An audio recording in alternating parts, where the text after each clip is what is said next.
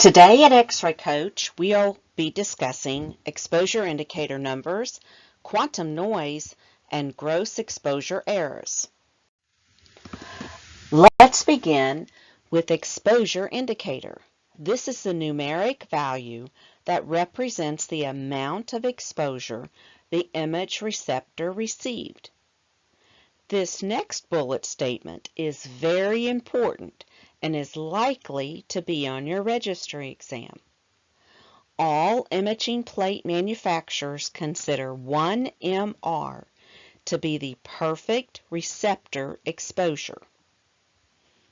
The exposure indicator is described by various names such as an S number, exposure index, sensitivity, and the log median.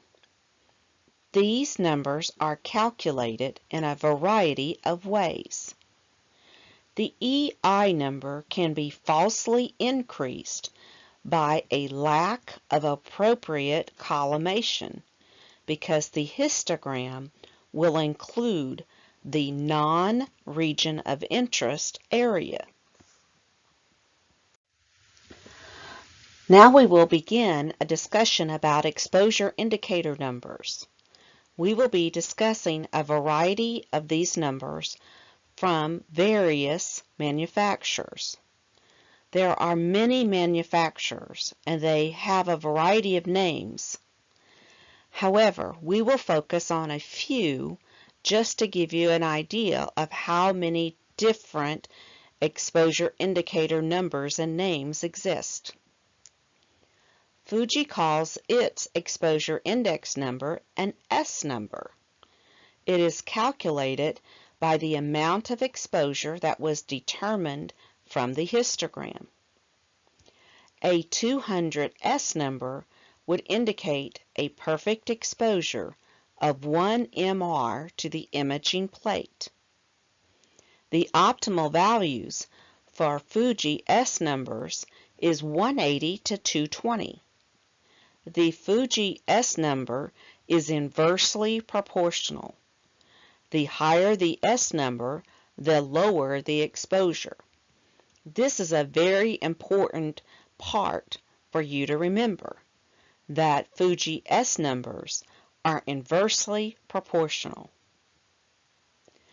If the target number is 200, a 100 S number would indicate the patient received twice as much radiation as necessary to produce an acceptable image.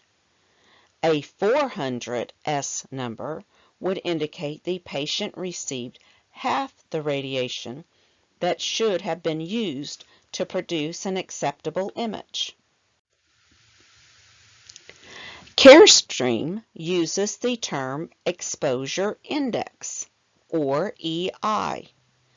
The formula used is EI is equal to 1,000 times the logarithm, or exposure MR, plus 2,000. Therefore, a 2,000 would indicate a perfect exposure of 1 MR to the imaging plate. The higher the EI number, the higher the exposure.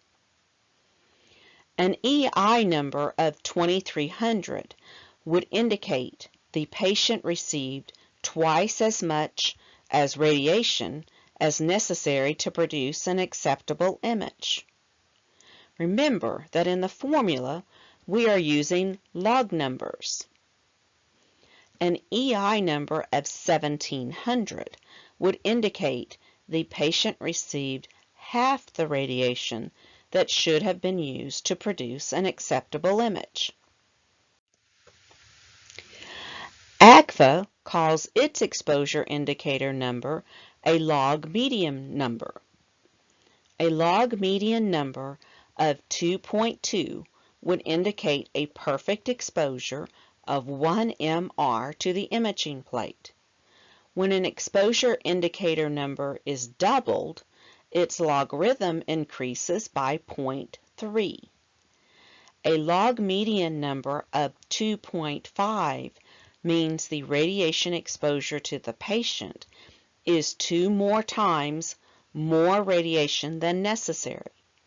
A log median number of 1.9 means the radiation exposure to the patient is half the radiation than necessary for an acceptable image.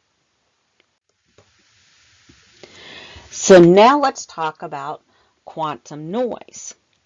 Quantum noise is the term used in digital imaging to describe a grainy appearance on the image being produced by an insufficient number of X-rays striking the image receptor.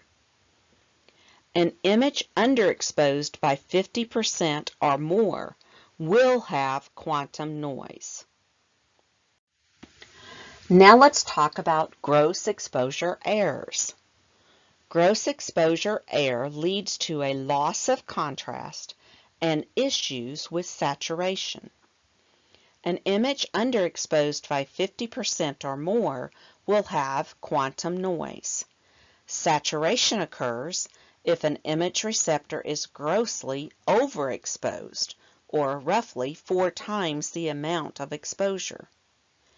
Anatomical information will be lost with excessive black areas. Digital systems will allow for overexposure because the histograms can readjust the brightness by a technique called automatic rescaling. Overexposure, however, means more scattered radiation.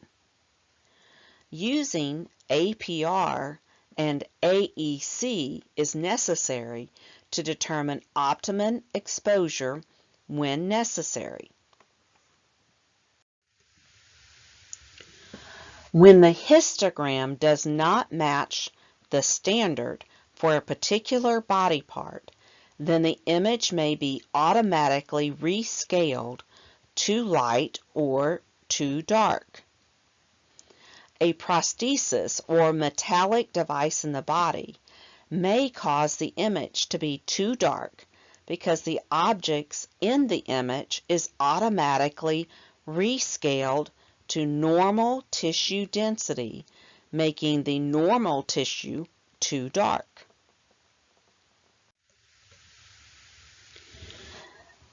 At least 3 collimated borders must be recognized by the computer so the data from the imaging plate is included in the histogram correctly.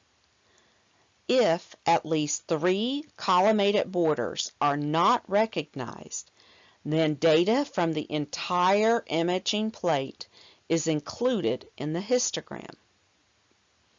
The image is usually too dark because the light areas between the fields are automatically rescaled to normal tissue density, making the normal tissue too dark.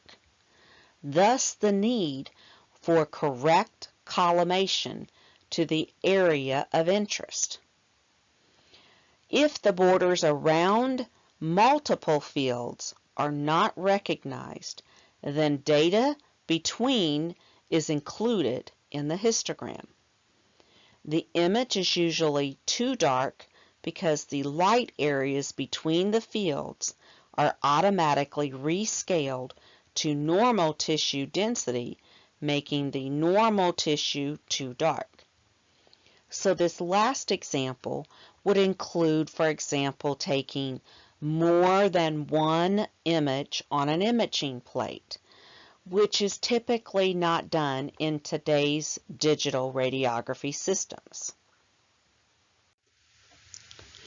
Scattered radiation adds shades of gray to an image, thus causing the image to reduce contrast or become longer scale. So the question is, what adds scatter radiation to the image? And that would be the inappropriate use of grids, decreased collimation, and patient factors. Images that are too light are usually the result of grid cutoff or gross underexposure, or simply stated insufficient data to make the image. Two light images can also be caused by using the wrong lookup table. Receptor exposure increases and decreases proportionately with mass. So let's make sure you have that understanding. The receptor exposure is directly related to the amount of mass that is used for the radiographic image. So today we have discussed exposure indicator numbers, quantum noise, and gross exposure errors.